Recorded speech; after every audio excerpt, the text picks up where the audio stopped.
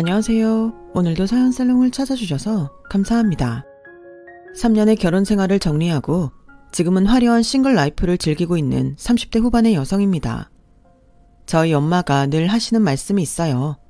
나는 초라한 더블보다 화려한 싱글이 좋다 라는 말이었는데요.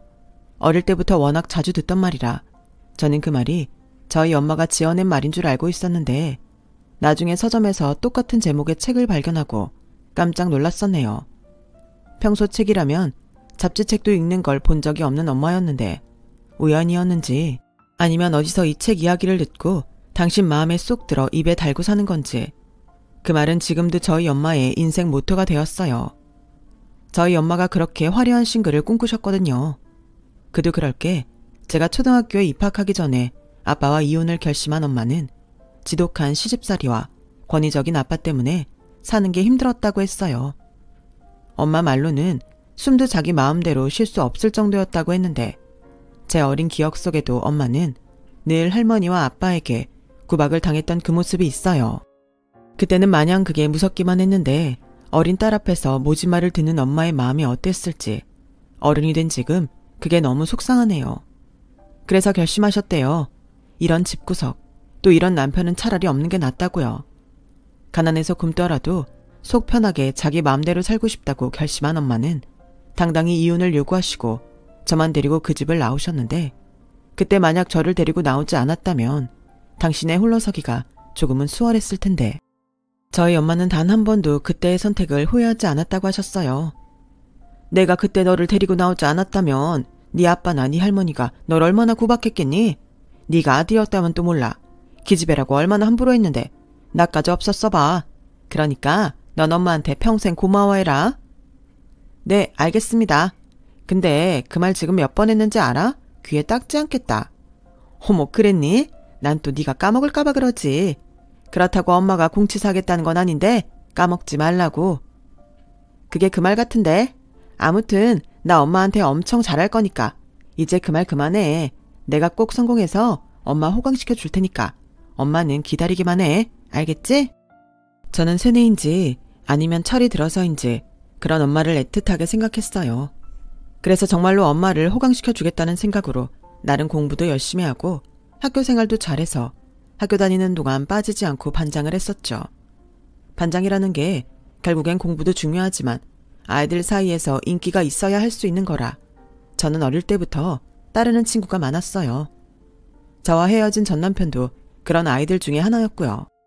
어릴 때부터 유독 뚱뚱해서 놀림을 받는 아이였는데 제가 반장으로서 남편을 괴롭히던 아이들을 혼내주었더니 그 뒤로 저에게 완전히 빠져서 저를 졸졸 따라다녔고 처음 몇 번은 고마워서 그러나 싶어 같이 놀기도 했는데 나중엔 좀 부담스럽더라고요.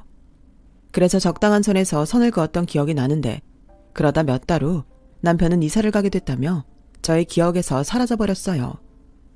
그렇게 20년이 흘렀고 저는 어엿한 사회인이 되었어요. 중소기업이긴 했지만 원하던 디자인 일을 할 수 있어 저는 하루하루가 마냥 감사했고 즐거웠어요. 그리고 그러던 어느 날 우연히 회사 사람들과 회식을 하다 어떤 잘생긴 남자와 눈이 마주쳤는데 그 남자가 갑자기 저에게 다가오더군요. 선배, 동료, 팀장님까지 갑자기 다가온 남자에 어리둥절하고 있을 그때 그 남자 입에서 제 이름이 튀어나왔어요. 선영아, 너 곽선영 맞지?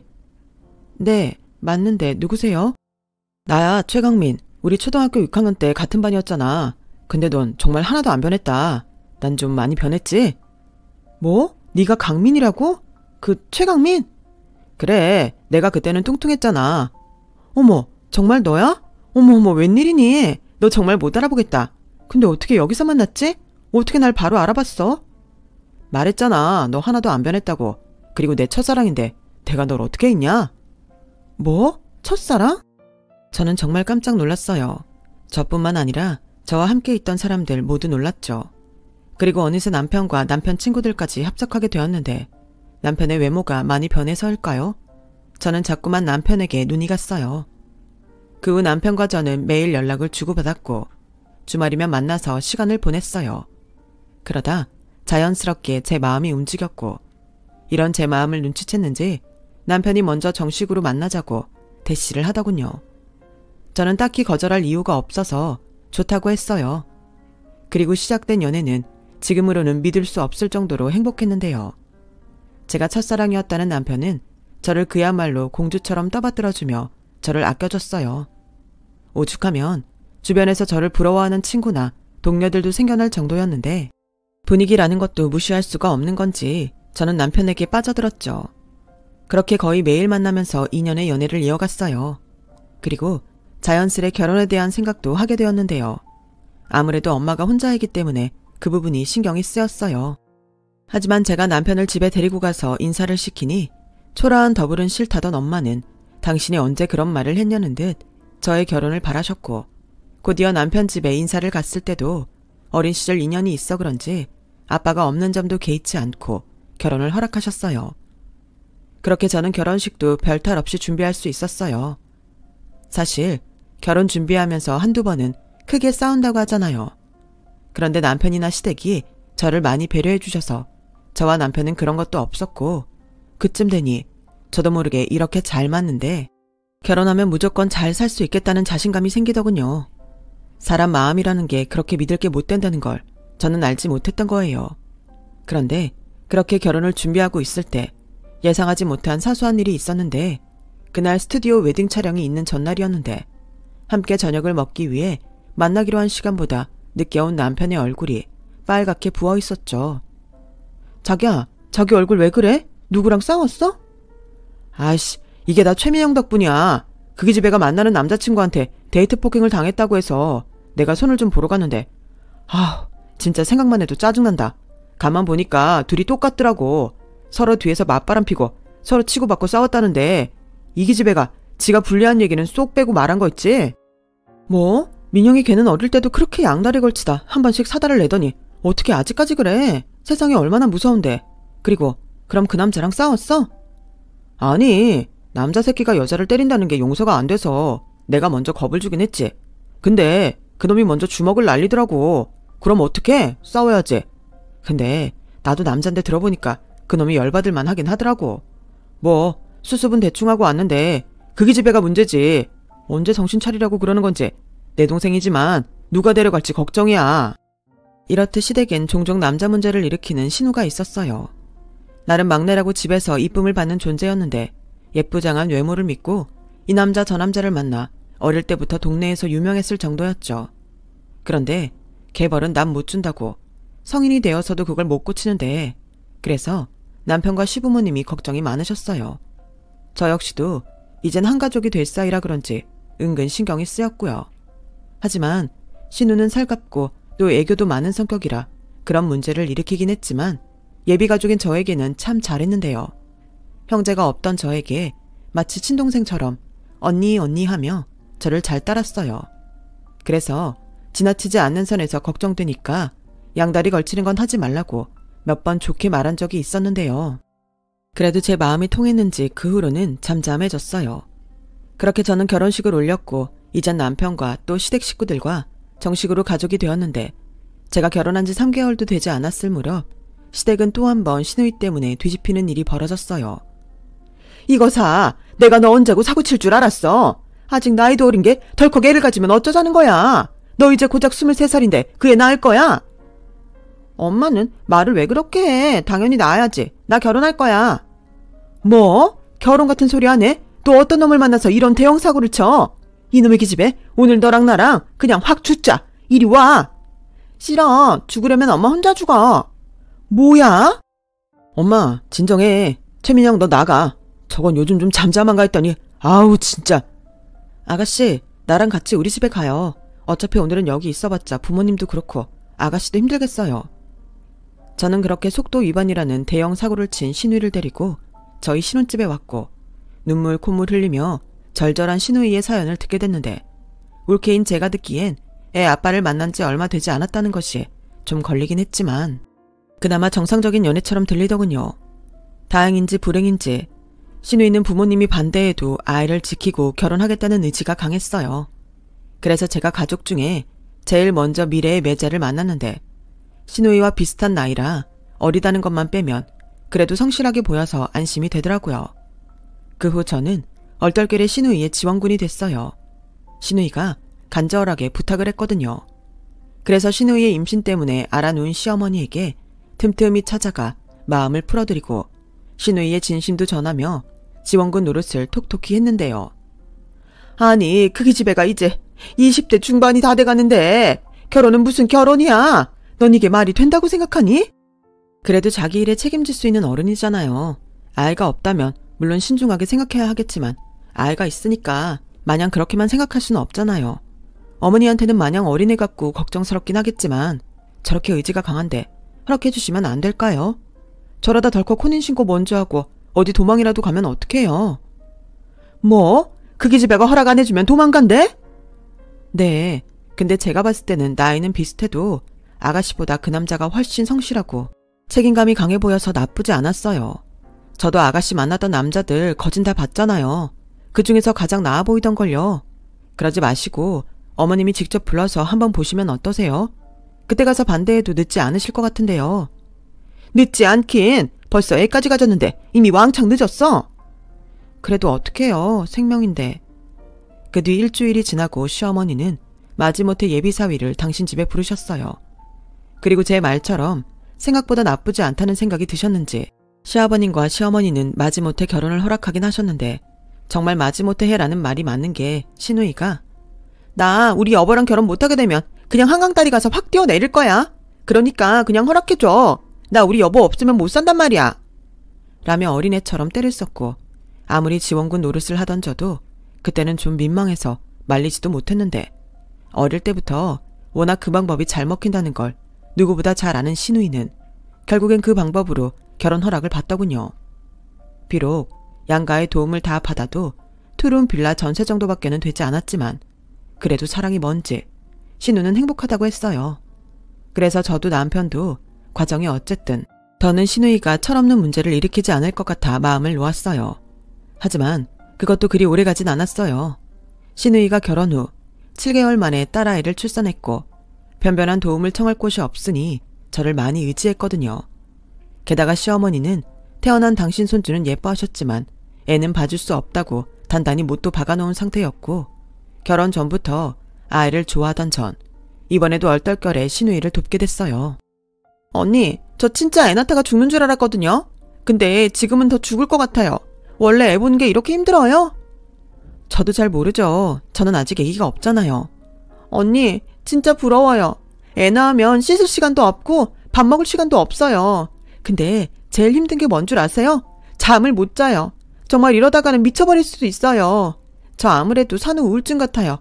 애도 하나도 안 이쁘고 거울만 보면 한숨만 나오는 게 저 맨날 울잖아요. 저 피부 다 망가진 거 보이죠? 그러게요. 쉬운 일이 아니죠. 그래도 어떡해요. 아가씨가 엄만걸. 그러지 말고 언니가 저 좀 도와주면 안 돼요? 아니, 저 좀 살려줘요. 저도 언니 애 낳으면 똑같이 할게요. 네? 저 언니 퇴근하고 오면 애랑 언니 집에 있게만 해주세요. 네? 저희 집에 있다고 뭐가 다를까요? 다르죠. 어른 둘이 애 하나를 보는데 훨씬 다르죠. 그리고 어쩐지 거기 있으면 밥다운 밥도 먹을 수 있을 것 같고 아시잖아요. 저희 엄마는 절대 안 도와줄 거라고 큰소리친 거. 알죠. 근데 그냥 봐달라는 것도 아니고 저녁에 잠깐 가 있는 정도면 어머니도 안 된다고 하실 것 같지 않은데 말씀은 그렇게 해도 아영이 엄청 예뻐하시잖아요. 예뻐만 해요. 아마 저 거기 가면 집에 갈 때까지 잔소리할 거예요. 그건 도움 받는 게 아니고 벌 받으러 가는 거죠. 게다가 밥은 눈칫밥일 거고요. 언니, 그러지 말고 저 좀 살려줘요. 오빠도 우리 아영이 엄청 예뻐해서 좋다고 할 텐데. 그래요, 그럼. 나도 경험이 없어서 도움이 될지 모르겠지만 아가씨가 그렇게라도 하는 게 도움이 될 것 같으면 내일부터 우리 집에 와요. 저는 그렇게 하지 말아야 할 결정을 했어요.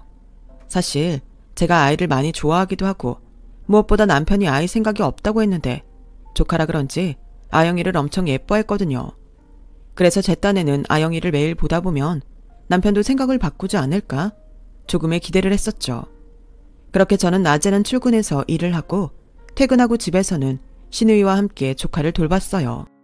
그리고 신우는 내내 저희 집에 있다가 심해부가 퇴근하면 함께 자기 집으로 돌아갔는데 매일 퇴근하고 쉬지 못하고 조카 아이를 돌보니 지치긴 하더라고요. 그래도 꾸물거리는 조카가 예뻐서 몸은 피곤해도 마음은 싫지 않았는데요. 언제고 제가 아이를 낳으면 하게 될 일이라고 생각하니 오히려 소중한 경험이라는 생각이 들었어요. 초보 엄마들이 겪는 실수를 저는 미리 하는 거라고 그렇게 위안을 삼았죠. 그랬더니 아직 있지도 않은 아이를 생각하며 저는 설레기도 했어요. 하지만 주변에서는 제가 하는 행동이 절대 하지 말아야 하는 거라며 저를 말렸고 저희 엄마도 당장 그만두라고 호통을 치셨는데요. 이거사, 원래 애 봐준 공은 없는 거야. 그렇게 애가 좋으면 니들 애를 가지면 되지. 그건 그런데 그이가 그건 아직 별로 생각이 없는 것 같아. 애 키우는데 돈이 많이 든다고 부담스럽대. 그럼 네 신우는 돈이 썩어나서 애부터 가졌냐? 다 부모 욕심이지. 욕심 내려놓고 키우면 요즘처럼 애 낳기 좋은 세상이 없더라. 예방접종도 공짜에 육아지원금에 나라도 기회 있으면 낳고 싶다. 어머 엄마, 못하는 소리가 없어. 그렇다는 소리야. 그러지 말고 한 살이라도 어릴 때 니들 애 낳아. 나도 내 딸이 낳은 손주 좀 안아보자. 나도 그러고 싶지. 기회 봐서 그이랑 다시 얘기해볼게. 사실 조카를 보면 볼수록 저는 애 욕심이 많아졌어요. 게다가 퇴근한 남편이 옷도 갈아입지 않고 조카를 안고 놀 때면 조카가 아이가 저희 아이였다면 하는 생각까지 하게 됐어요. 그래서 잠들기 전 남편에게 이렇게 말했는데요. 아영이 너무 예쁘지? 가만 보니까 자기도 애기 엄청 좋아하는 것 같더라. 난 사실 이렇게 좋을지 몰랐거든. 근데 퇴근하면 우리 집에 갓난 애기가 있다고 생각하니까 일하다가도 자꾸 생각나네. 핏줄이라 그런가? 뭐야. 그래서 하는 말인데 우리도 그냥 아이 빨리 가질까? 자기가 부담 느끼는 거 알지만 나는 한 살이라도 어릴 때 우리 아이 갖고 싶어. 뭐? 우리가 결혼한 지 얼마나 됐다고. 그리고 민영이 애 낳은 지 얼마 되지도 않았는데 우리는 천천히 갖자. 우리야말로 급할 거 있어. 왜? 이왕 낳을 거면 빨리 낳는 게 좋지. 아영이랑 나이도 비슷해야 같이 놀고. 그리고 우리가 애 갖는데 아가씨랑 무슨 상관이야. 자기도 일하느라 바쁘고 그리고 알다시피 민영이가 도움 청할 곳이 우리밖에 없는데 그기 집 애가 엄마 노릇을 하면 얼마나 할 거야. 난 아영이 생각해서라도 우리는 애를 좀 천천히 갖는 게 좋을 것 같아. 우리 아직 젊잖아. 천천히 갖자. 저는 솔직히 이해가 가지 않았어요. 조카가 예쁜 건 사실이었지만 조카는 조카이고 조카 때문에 정작 우리 자식을 갖지 못한다고 말이 안 된다고 생각했죠. 게다가 신우이가 의지할 곳이 우리밖에 없어서 그런다는 말은 더 받아들이기 힘들었어요. 하지만 저도 자존심이 있기에 남편에게 더는 아이 얘기를 하고 싶지 않았는데요. 저는 아이는 부부가 서로 원해서 가져야 한다고 생각했기 때문이었어요. 그렇기에 우리 아이를 원하지 않는 남편이랑 더 이상 그 이야기를 하고 싶지 않았는데 사람 감정이라는 게 한번 빈정이 상하니 예전처럼 신우와 조카를 돌볼 수 없더군요. 그리고 그 즈음부터는 신우이의 태도도 변하기 시작했어요. 제대로 진단을 받은 것도 아닌데 신우이는 자기가 산후 우울증을 겪고 있다고 자랑처럼 떠들고 다녔고 저희 집에 오면 아이는 방치한 채 핸드폰만 쳐다봤는데 나중엔 제가 뭐라는 건가 회의가 들었어요. 그리고 정말 기가 막힌 일이 또 일어났는데 조카 아이가 돌이 되어갈 무렵 아가씨는 뜬금없이 저에게 톡으로 사진 한 장을 보냈어요. 그 사진에는 임신 테스트기에 2줄이 선명했는데 그 순간 그냥 신우이가 장난친 거면 좋겠다고 생각했어요. 하지만 뒷감당도 못하고 자칭 산후 우울증이라고 하면서 신우이는 덜컥 둘째를 가진 게 맞았고 저는 고스란히 제가 그걸 다 떠안을까봐 이제라도 대책을 세워야겠다고 생각했는데요. 정이라는 게 뭔지 제가 손을 떼면 제대로 케어도 받지 못할 조카 아이가 신경이 쓰였어요. 조카 아이는 아토피도 있고 면역력이 좋지 않아서 조금만 관리를 소홀히 해도 금방 열이 올라 응급실을 가는 아이였거든요. 게다가 신우이가 다시 임산부의 몸이 되었으니 조카 아이가 방치될 것은 안 봐도 비디오였고 저는 조카 아이가 어린이집에 갈 때까지만 참자고 생각했어요. 그런데 이 철없는 신우는 제 속도 모르고 그 뒤부터는 임신한 게 무슨 벼슬이라도 되는 듯 신우는 매일 자기 친정처럼 저희 집에 와서 냉장고를 뒤졌고 냉장고에 자기가 먹고 싶은 게 없으면 저에게 투정을 부리기까지 했는데요. 제가 정색하고 뭐라고 하면 또다시 울면서 자기가 임신 중이라 호르몬 때문에 그렇다고 또 금방 꼬랑지를 내리곤 했어요. 하지만 신우이의 태도는 날이 가면 갈수록 심해졌어요. 나중엔 SNS에는 그렇게 자기 딸 자랑을 하면서 정작 옆에 있는 딸은 쳐다도 보지 않더군요. 아니, 우는 아이한테 귀를 막고 화를 냈어요. 그만 좀 울어. 넌 도대체 왜 그러는 거야? 용건이 있으면 빨리 말을 해. 지 아빠를 닮았나? 아주 시끄러워 죽겠어. 아가씨, 애기가 울 땐 왜 그런지부터 살펴야죠. 아영이는 뭐 울고 싶어서 울겠어요. 그리고 이런 말은 안 하고 싶은데 아영이가 자꾸 바닥에 있는 거 아무거나 주워 먹는데 핸드폰만 하지 말고 아영이도 좀 보고 그래요. 어머 언니, 여긴 언니 집이잖아요. 그러니까 언니가 미리미리 바닥 청소를 했어야 한다는 생각은 안 해요? 그리고 저는 여기 오기 전까지 내내 무거운 몸으로 애 보는데 여기 와서는 좀 쉬어야죠. 그래야 내일 또 애를 보는데. 아무튼 애 없는 언니가 뭘 알겠어요. 쩔쩔매며 부탁할 때는 언제고 신우는 점점 뻔뻔해졌어요. 그렇다 보니 가뜩이나 변변하지 않은 저의 인내심이 바닥을 드러내는 건 시간 문제였고 저도 사람인지라 이에는 이, 눈에는 눈, 저도 꾀가 나더군요. 아가씨, 어쩌죠? 저 오늘 야근해야 할 것 같은데요. 아가씨, 미안해요. 오늘 회식이 있는데 제가 빠지면 안 되는 자리라. 아가씨, 제가 급하게 출장을 가게 됐어요. 내일이 토요일이라 내일 갈 것 같은데요. 어쩌죠? 저는 솔직히 통쾌했어요. 전화할 때마다 애 봐줄 사람이 없어서 쩔쩔매는 신우가 고소하더라고요. 그런데 지도 좀 이상하다고 생각했는지 한 번은 언니 진짜 회식 맞아요? 우리 애 보기 싫어서 거짓말하는 거 아니냐고요. 무슨 회사가 갑자기 야근에 회식에 출장까지 많아지고.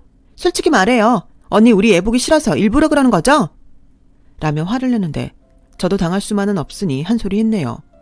아가씨, 뭔가 착각하는 모양인데 난 도와달라고 해서 도와주는 입장이에요. 근데 나도 내일이 먼저이지 않겠어요? 그리고 혼자 애 보기 힘들다고 해서 우리 집에 오는 걸 좋다고 했지 제가 전적으로 본다고는 안 했잖아요.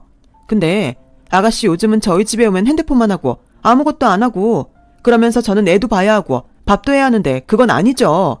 저도 밖에서 힘들게 일하다 집에 가는 건데 쉴 시간도 없잖아요. 어머 언니, 언니가 그렇게 말하면 저 너무 서운해요. 제가 남이에요? 저희 아영이가 남이에요? 가족끼리 서로 상부상조하는 거지. 그리고 저도 사실은 계획이 있어서 핸드폰 보고 있는 거예요. 조금만 참고 도와주면 되는데. 저는 그럴 수는 없을 것 같아요. 그러니까 앞으로는 저 기다리지 마시고 아가씨 오빠한테 부탁을 하든지 아니면 저희 집 말고 시댁으로 가는 게 나을 것 같네요. 아, 알았어요. 뭐라고 안 할 테니까 언니 시간 될 때 도와주세요. 그럼 됐죠? 아이씨, 난 지금 몸도 무겁고 산후 우울증이라 힘든데.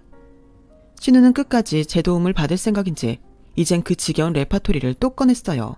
하지만 저는 끝까지 자기 힘든 것만 어필하는 신우이를 모른 척했고 지금부터라도 제 뜻을 분명히 해야 나중에 둘째까지 떠안지 않는다고 생각했어요. 그리고 제가 만약 임신을 한다면 신우도 더는 저에게 도움을 바라지 않을 거라는 생각에 일단은 남편과 잘 지내면서 아이를 가질 생각이었는데요. 그래서 곧 있으면 연휴라 여행이라도 가볼까 싶어 제주도 여행을 알아보고 있었어요. 그런데 뜬금없이 남편이 먼저 이런 말을 하더군요. 다음 주 연휴잖아. 그때 민영이 태교 여행 가게 아영이 좀 봐달라고 하네.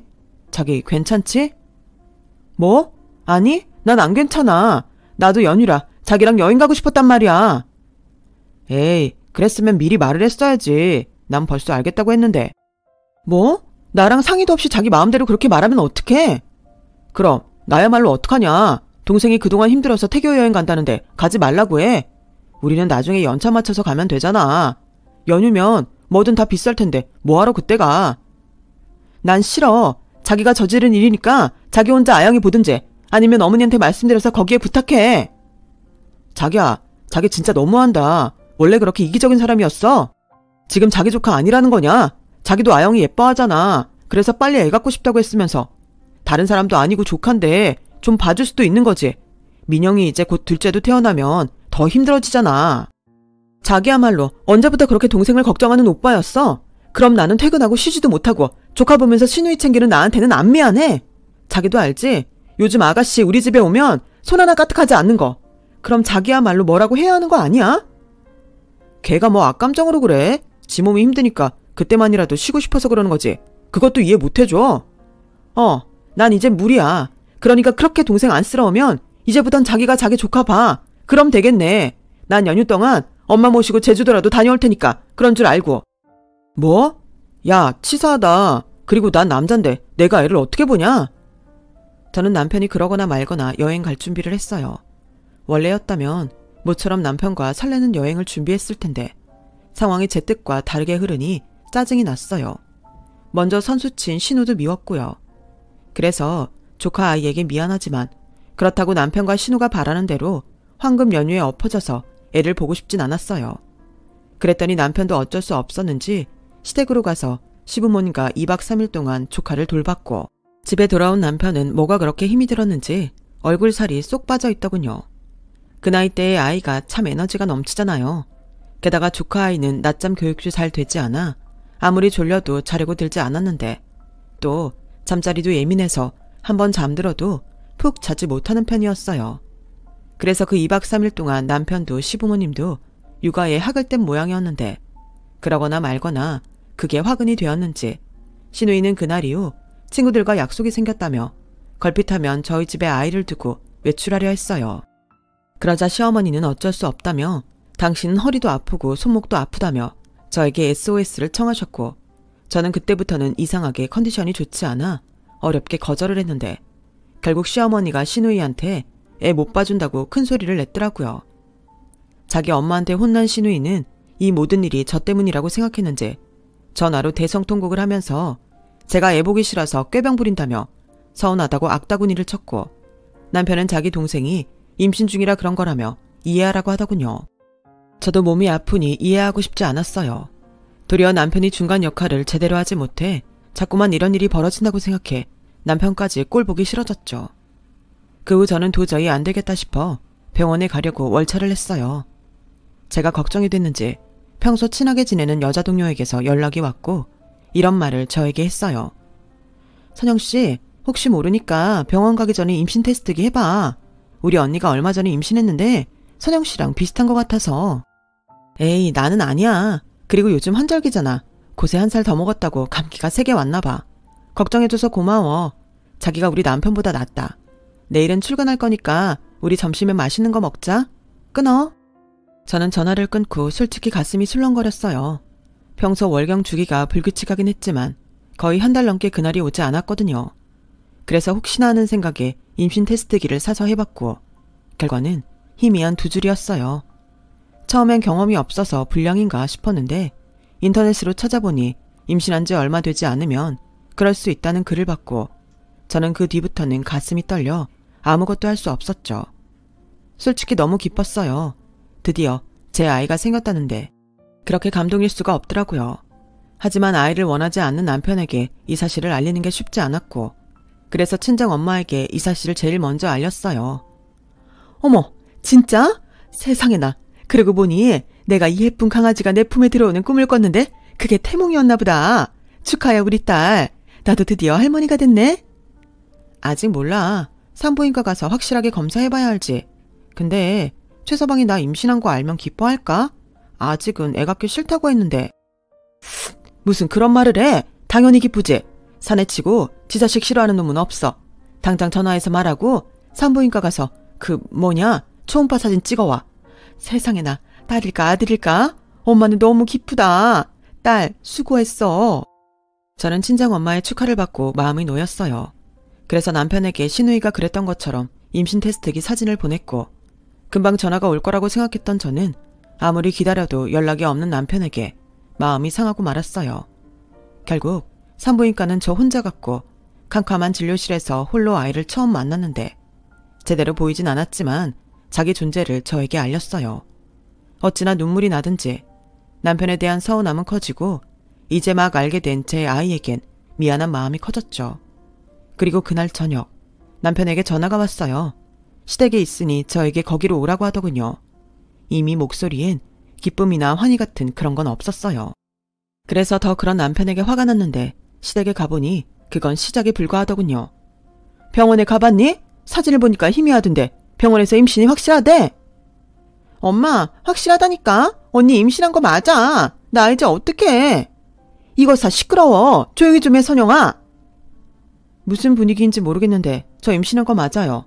오늘 병원에 가서 확인하고 왔어요. 아이씨, 거봐. 이제 우리 아영이랑 곧 태어날 둘째 누가 봐줘?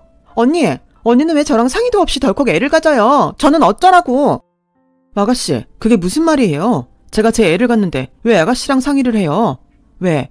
애 낳고 애 둘 다 저한테 맡기려고 했어요? 맡기는 게 아니고 좀 도와달라는 거죠. 저 SNS에 아동복 판매하는 걸로 사업하려고 했단 말이에요. 그건 아가씨 사정이고요. 그동안도 저는 할 만큼 했어요. 언제는 상부상조 하자면서요.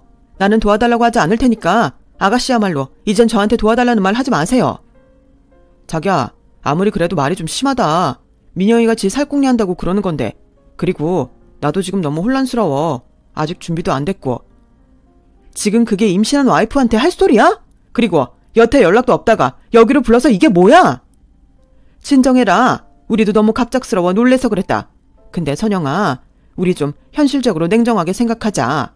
민영이 저건 철딱서니도 없고 대책도 없어서 그런다지만 너는 아니지 않니? 지금 다니는 직장도 너무 아깝고 고만고만한 애가 셋이나 있으면 집안도 너무 정신없을 것 같은데 네가 이번에는 좀 양보하면 안 되겠니? 애는 또 가지면 되지. 거참, 당신 무슨 소리를 하는 거야? 내 듣자 하니까 당신 정신 나갔어? 강민이 저거 우리 집 장남인데 우리 손주가 먼저지? 며느라, 네 시어머니 말 들을 거 없다.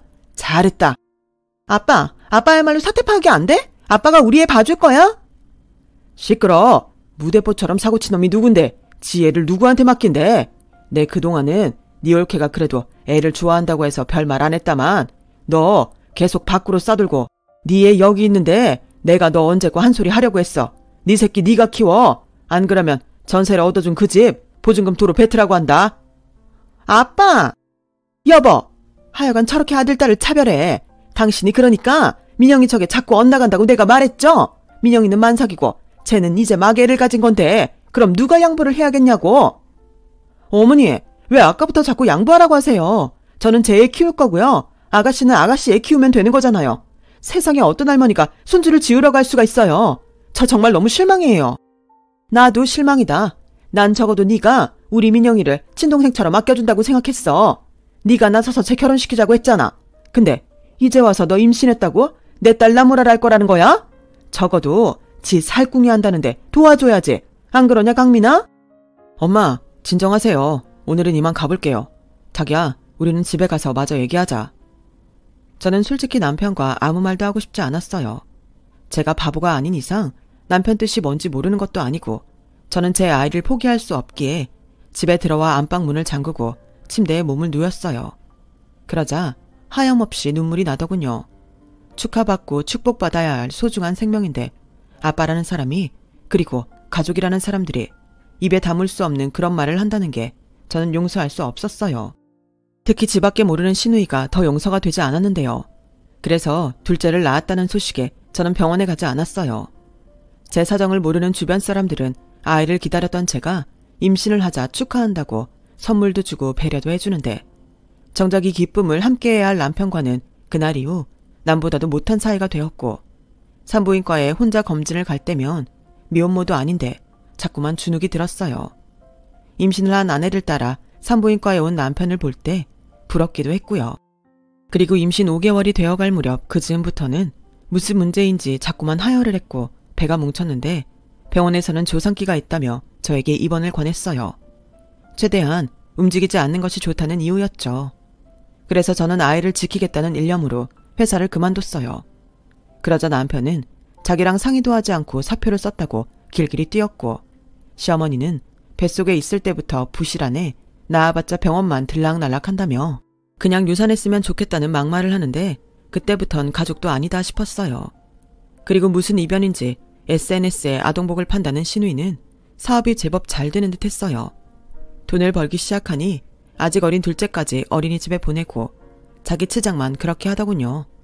어찌나 기가 살았는지 입원한 저를 찾아와 자기 명품 자랑, 돈 자랑 하더니 자긴 바빠서 애 낳아도 도와줄 수 없다고 바카스 한 박스를 사들고 왔는데 때마침 친정엄마가 병실에 도착해서 그런 시누에게 한 소리를 했어요.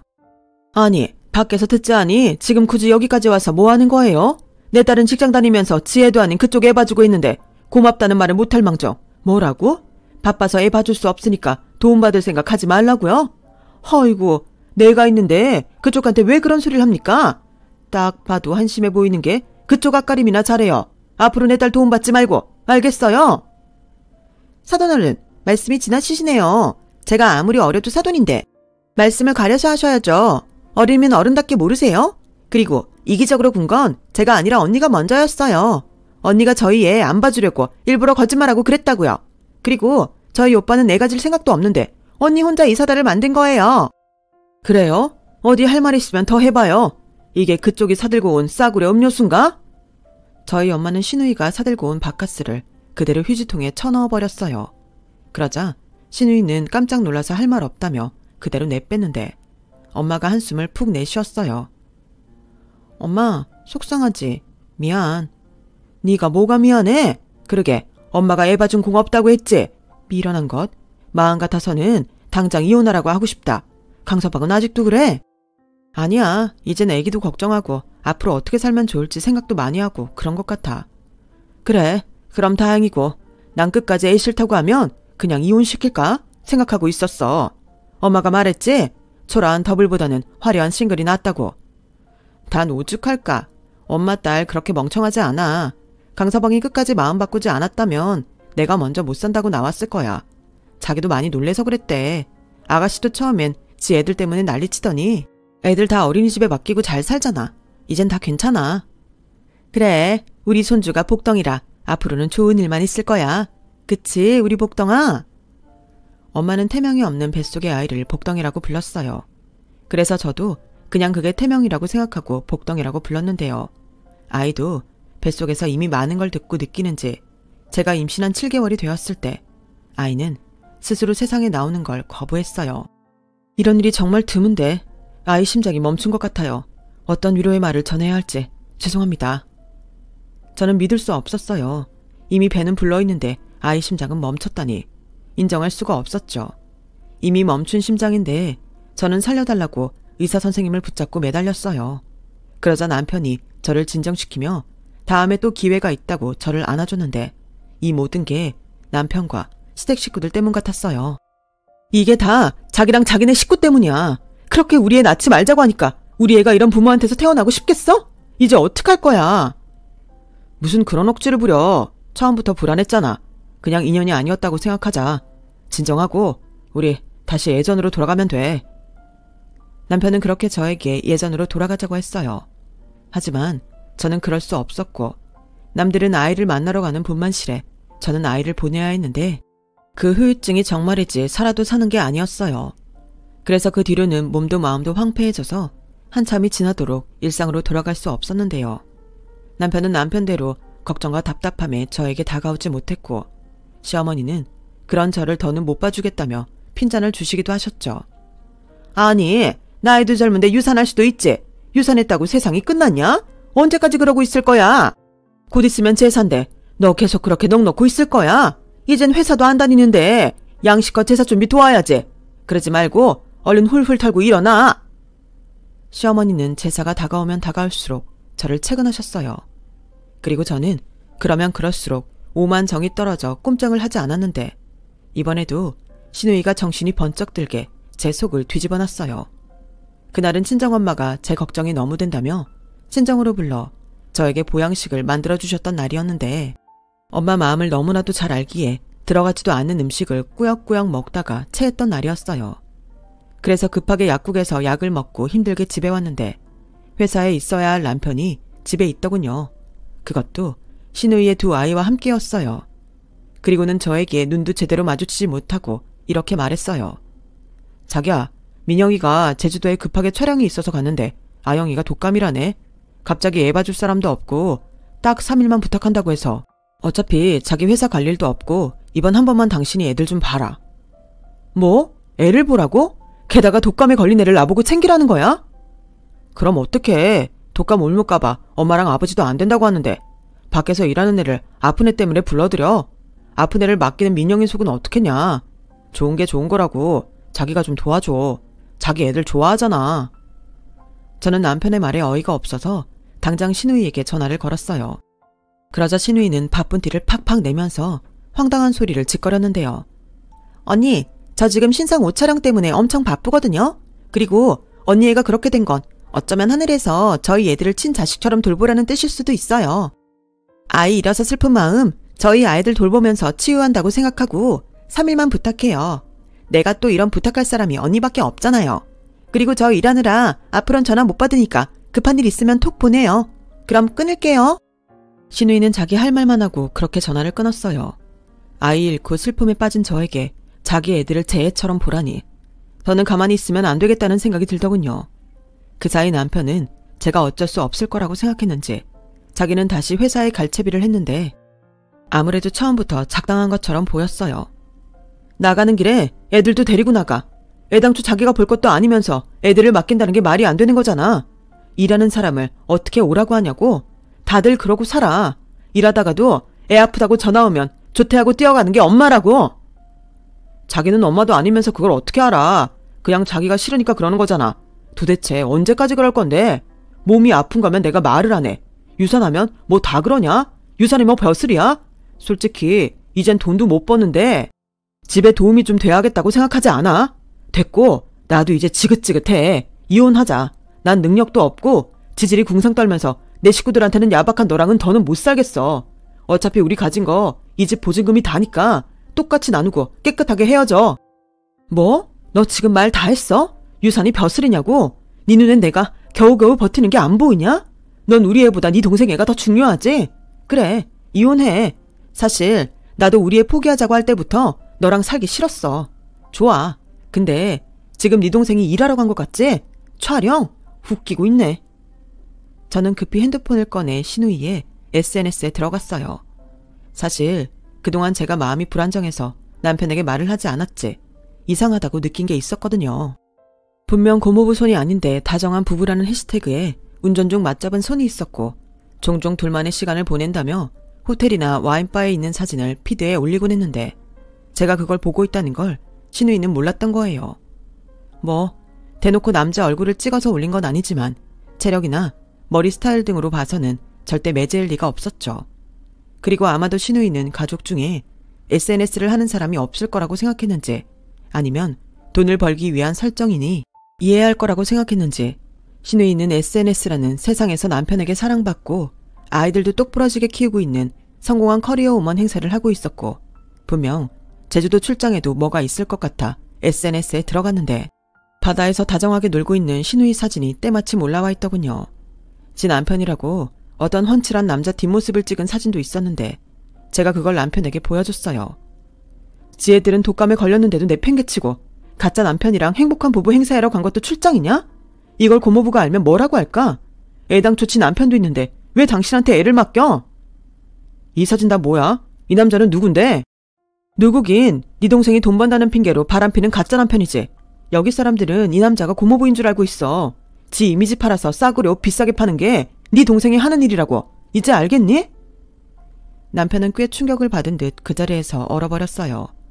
그리고 신우이의 아이들은 독감 때문에 힘든지 식은땀을 흘려가며 울기 시작했는데 저는 애 때문이라도 얼른 택시를 불러 아이들을 데리고 시댁으로 향했죠. 그리고 우는 아이들을 막무가내로 시댁에 내려놓는데 황당한 시어머니가 가려는 저를 붙잡았어요. 아니 애들을 여기로 데리고 오면 어떡해? 독감에 걸렸다며. 나나 네 시아버지 옮기라도 하면 어쩌라고. 어머니 독감 걸렸다고 죽지 않아요. 그리고 저는 출장 핑계로 바람피러 간 신우이 애들은 절대 못 봐요. 저 이혼할 거거든요. 뭐? 너 지금 뭐라고 했냐? 바람? 이혼?